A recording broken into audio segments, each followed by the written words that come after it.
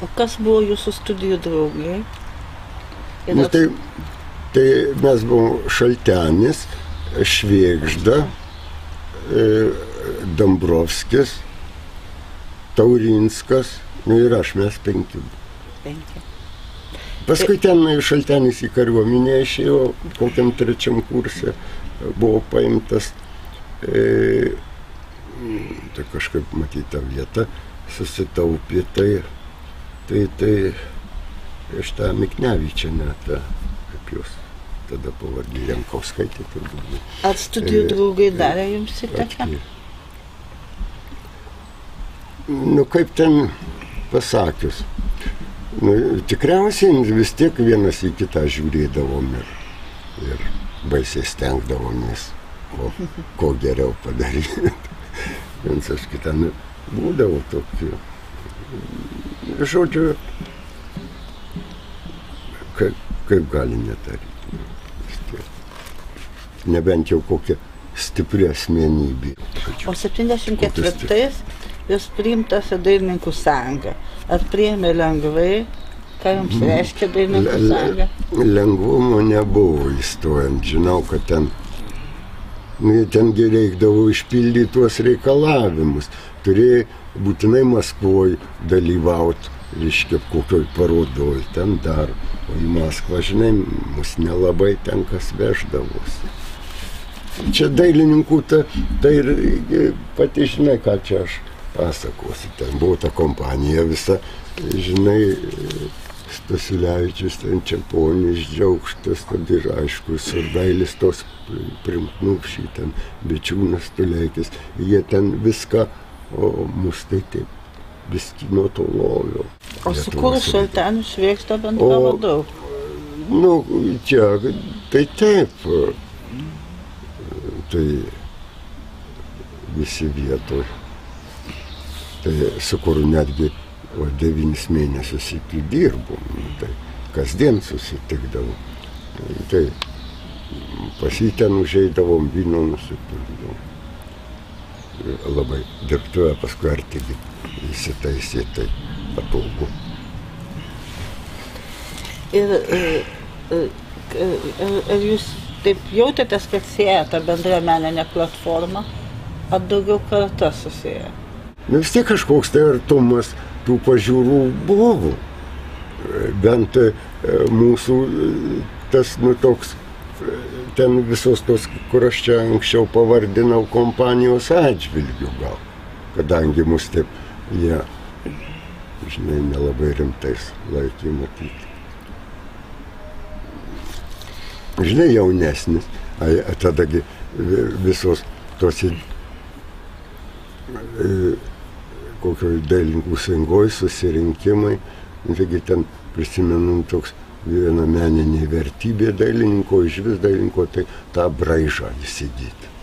Tai jau čia, žinai, toks jau nuo gimimo paskui iki mirties, nu pažiūrėk pas Stasiulevičiaus tapybą, tai tas braižas vadinamas. Jau nesupainiosi su nieko. Tai šičia jau meninė vertybė. Aš tai šitaip negalvojau, tai gal mano ta kūryba tokia. Arba Tuleikis baisiai darbštumą tą. Aš Žirmūnuose gyvenau ir jis gyveno viski aukščiau. Ir ryte 9 valandą pro langą pasižiūrėk, tai tiksliai gali laikrodį nusistatyti į darbą. Mano toks požiūris nebuvo, kad žinai, kad čia ta kūryba, tai kaip koks malkų skaldymas, taip vis užsimoji pokšt, užsimoji taip pokšt, kirviu, taip ritmiškai ir nuo tos valandos iki tos. Tai žinai, tai tas toks, man atrodo, kad mūsų ten iš tų 4, kai likom, tai nei vienas šitaip negalvoju apie meną.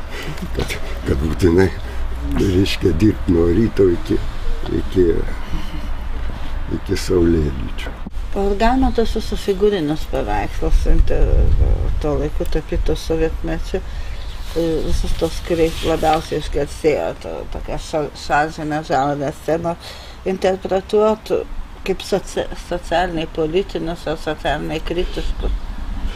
Nežinau. Aš apie šitą reikalą tai galvoju taip. Tadagi buvo tas laikas, kai ta vadinama natūra baisiai buvo vertinama. Ten tas, žinai, tų realizmas. Tai jis taip persidavė kažkaip natūraliai ir faktinai, tai mano gal fantazijos kokios skurdumas ar ką, nes būčiau kokius angelus paišęs. O šiaip tai tapybai tuos siužetus dažniausiai tai kažkas iš kažkas būna matyta, taip yra buvę. Labai dažnai kartojasi toks motyvas moteris kelyje.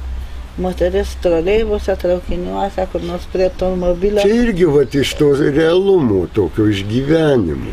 Ašgi važinėdavau, tėvai kaime buvo, žinai, pasiligoja, kas, gal ne kas savaitę, kas kelintą, vis važiuoti reikdavo,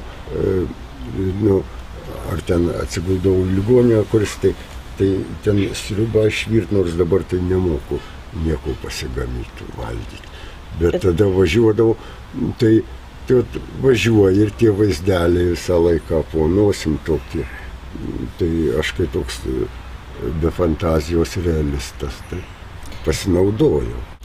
Ir ar pasitelkdavot tapybos paveikslams žurnalinę ar kitokią fotografiją? Jo, šiaip tai reiktų pripažinti, kad gal taip negausiai, bet šiek tiek. Pats kartais fotografuodavos, nes užeina tokių norų,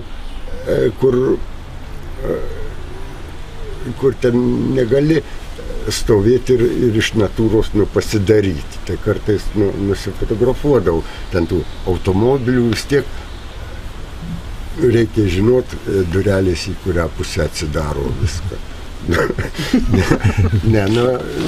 Tokio, žinau, ten toks dar pas mane yra su ta koja. Tai ten ta idėja visa atsirado šitam Jiezne. Ten važiavau pas tėvus, autobusas ten užsukdavo, sustojo, žiūri, stovi sunkvežimis ir tik tokia balta koja lipa į tą kabiną. Tai man ten susiasocijavo su šito netgi, kaip tas dailininkas, kur balerinas. Dega. Dega, ten tokia yra balerina ant vienos kojos. Su tuo ir iš vis toks gražus daiktas, toks, kaip dėlė kokią koją, reiškia bukė. Tai reiškia, tai paskui, tai tik ta idėja, tai aš nenusipaišysiu, o paskui tai gatvėje ieškodavau, labai sunku rasti būtent tokią kabiną. Tokį vaikiausi šitos gatvėse tuos sunkvežimius. Tai, žinai, pastovi, tai nuvažiuoja, tai labai. Tai esu fotografavęs vis. Kokia būtų kaip ir pagrindiniai buvo jums tokie principai meniniai, kokios išraiškos priemonės, kas jums svarbiausia, spalva, kompozicija? Viskas svarbu, kaip gali vieną atimti. Man tiesiog keista, kaip žmonės įrodinėja, būdavo su kokiu amžinatilsį Dalinkevičium. Kodėl negali būti tokia tapyba? Gali būti, bet kokia ten, kad ten paspalvinta paišyba tokia tik išeina. Tai kaip gali atmest spalvos, reiškia, visą įtaigos jėgą? Kas lieka toj tapyboje, jeigu nespalva?